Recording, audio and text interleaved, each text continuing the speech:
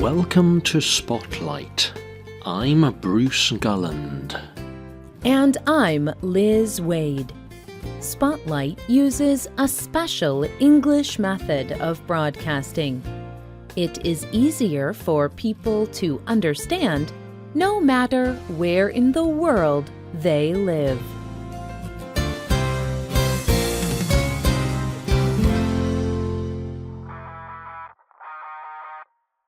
People communicate thoughts and feelings in many different ways. Sometimes a group of people will share one thought or feeling. They can communicate this together. Listen to a crowd at a football game, a symphony concert, a political speech. Republicans, independents, I say to you tonight, we have more work to do. Can you hear how these crowds communicate? It is applause. Applause is a way to show support. Applause also says thank you. And it can show how much a crowd likes something. People applaud for many things. But when did people start to make noise with their hands in this way? And what affects how people applaud? Today's spotlight is on the history of applause. Applause is a form of cheering. A group of people make noise at an event like a music show or a sports game. They sometimes make noise with their mouths. But applause usually includes clapping hands. People hit both of their hands together to make a sharp noise. When many people do this at once, it can be very loud. People have been clapping for thousands of years. In ancient Rome, theater shows were very popular. Actors performed a show. Then they would ask the audience for applause.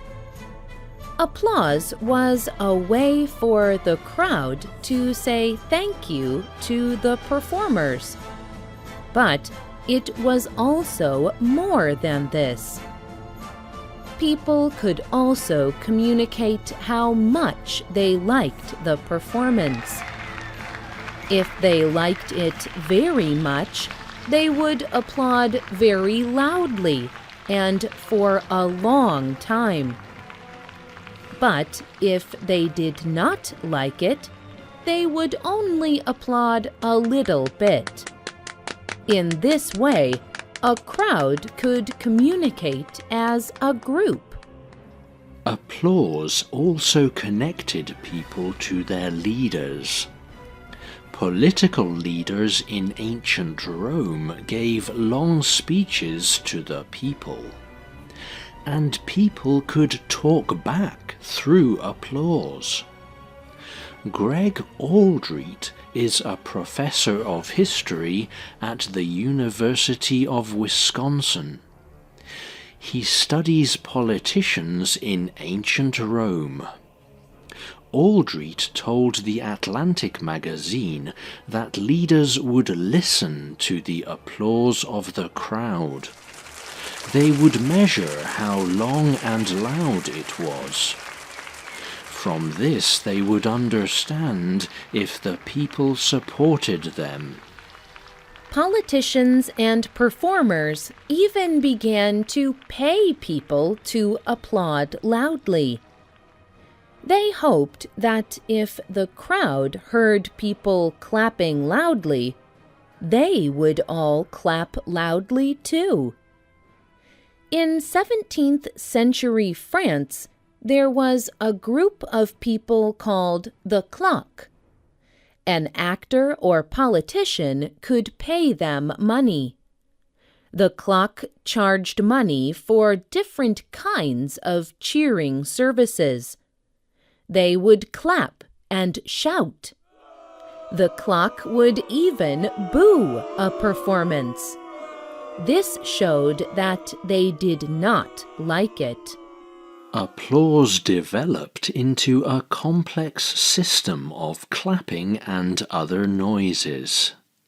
In this way, the crowd did not just watch the theatre or political speeches.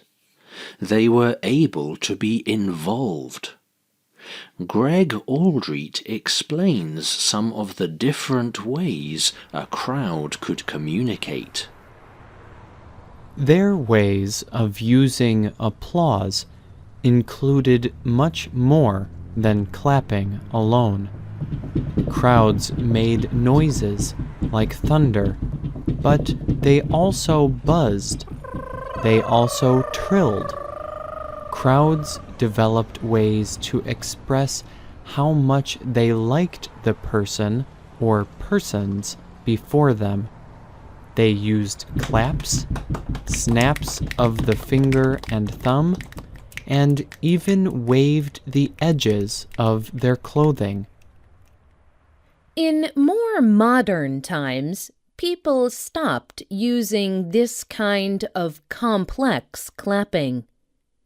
It became more important for a crowd to know when to clap.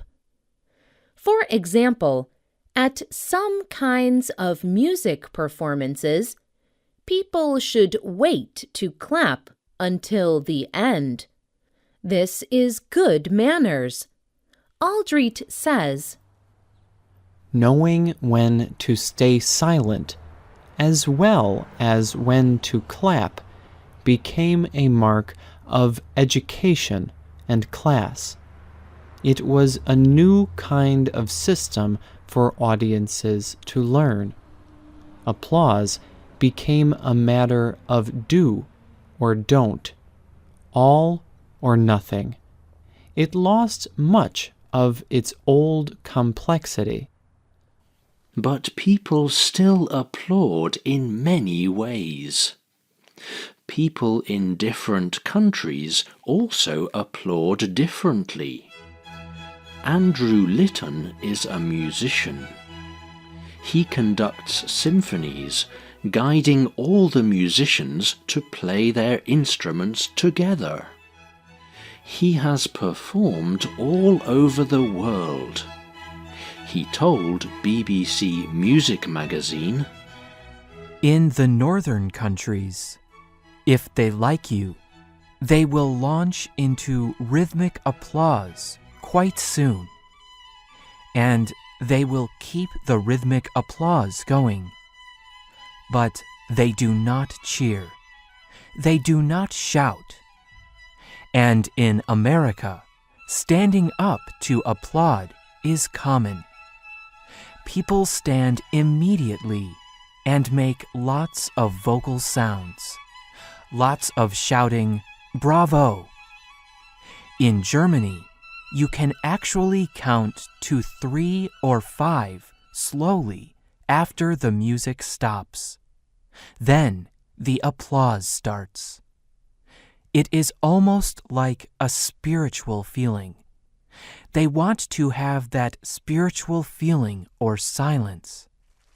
And then they clap for much longer than anyone else on the planet." Some countries even applaud with special kinds of claps or other noises. A writer from China commented online about a special applause used at the Peking Opera. Sometimes an actor does an especially good job on a song. Then a few members of the audience will call out, "How?" in a loud voice. This means good in Chinese. People will call out, one here and one there, faster and faster. But even within a culture, there may be differences in how crowds applaud. Jean-Yves Thiboudet is a concert pianist. He thinks that the size of the city affects applause. He told BBC Music Magazine, "In most of the big capitals, people are used to going to a concert.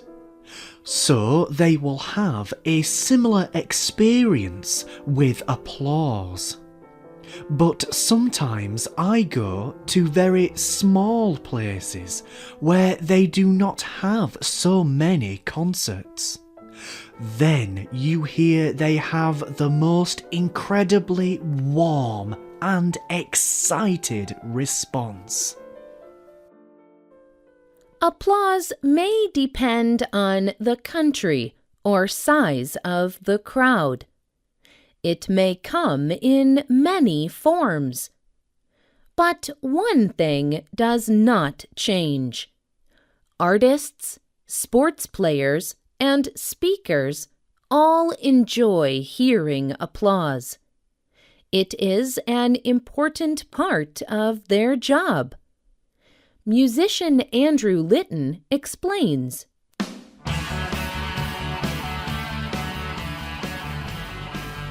An audience's approval is part of the satisfaction that goes with what we do. People have paid money to attend your concert, and you play this music, which hopefully the audience will find joyful and encouraging and spiritually satisfying. So, in the end, you would like some thanks for it. It is not for the money that we perform. It is really for the sense of sharing this great music. Part of the sharing process is the applause at the end.